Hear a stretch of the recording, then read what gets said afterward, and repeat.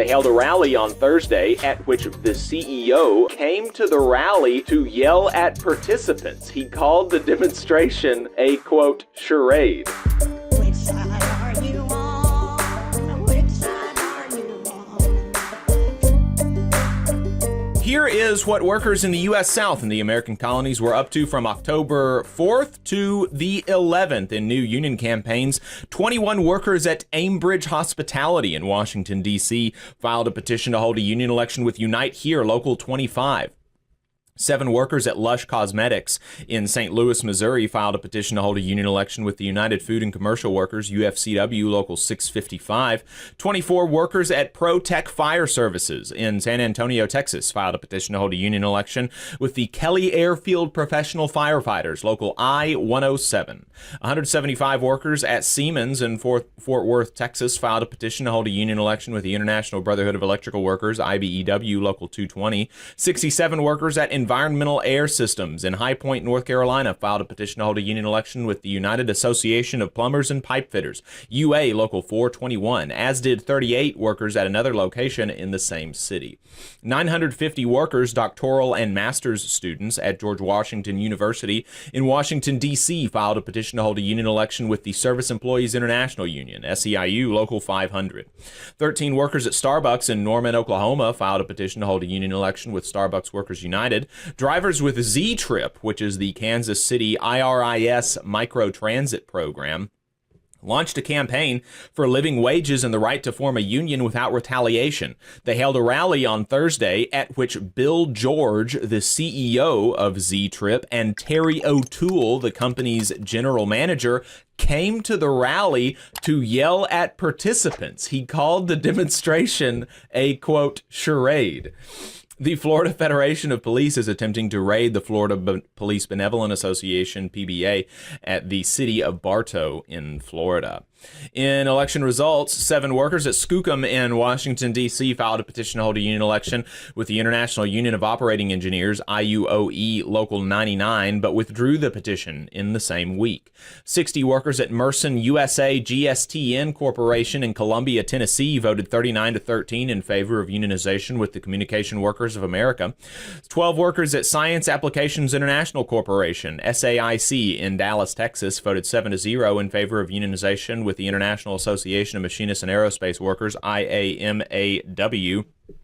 10 workers at Big Sandy Rural Electric Cooperative Corporation in Paintsville, Kentucky voted 2-6 against unionization with IBEW Local 317. 7 workers at Pye Barker Fire and Safety in Bowling Green, Kentucky voted 4-3 in favor of unionization with the UA's Road Sprinkler Fitters Local 669.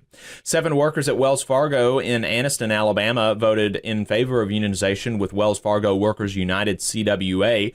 889 workers at Seminole County Public Schools in Stanford, Florida voted 75-0 in favor of recertifying the Seminole Educational Clerical Association as their union.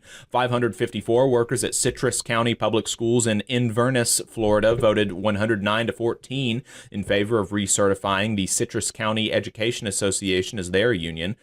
Hey, 5 seconds. Just wanted to say that this is only possible because of our donors. If you want to see more of this, then consider donating yourself at tvlr.fm/donate.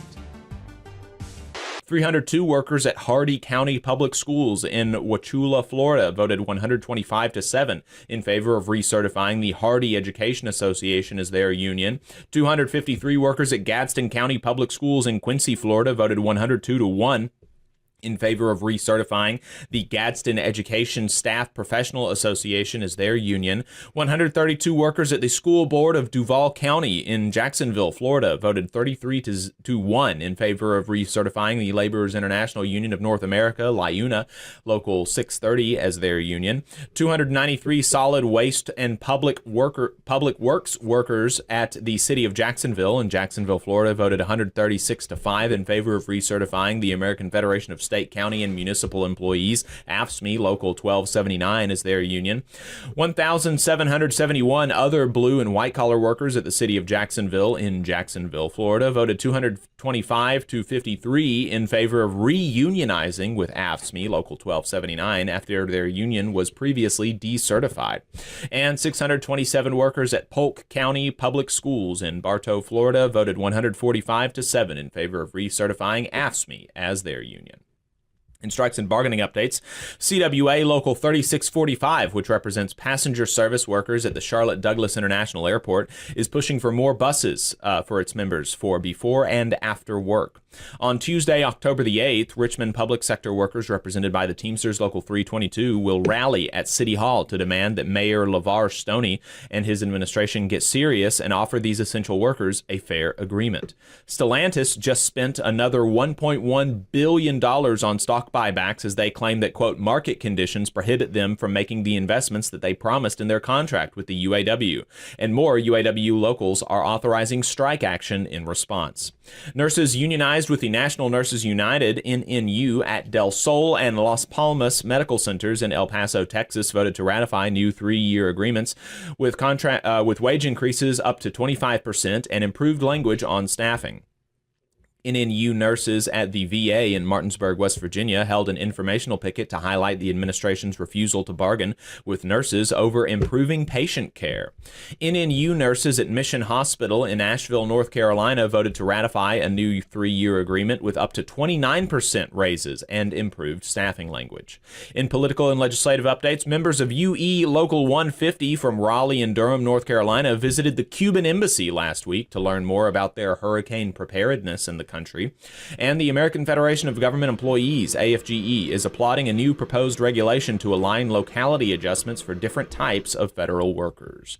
That is it for Last Week in Southern Labor. If we missed anything, let us know at tvlr.fm/contact.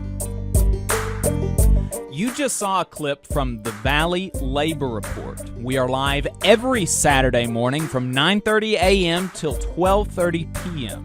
And we pride ourselves on keeping all of our content free to everybody so that we can talk to as many working folks as possible. If you support the work that we're doing, you think that it's important, you think that it's good, then consider making a monthly contribution to the project, and you can do that on our website, tvlr.fm.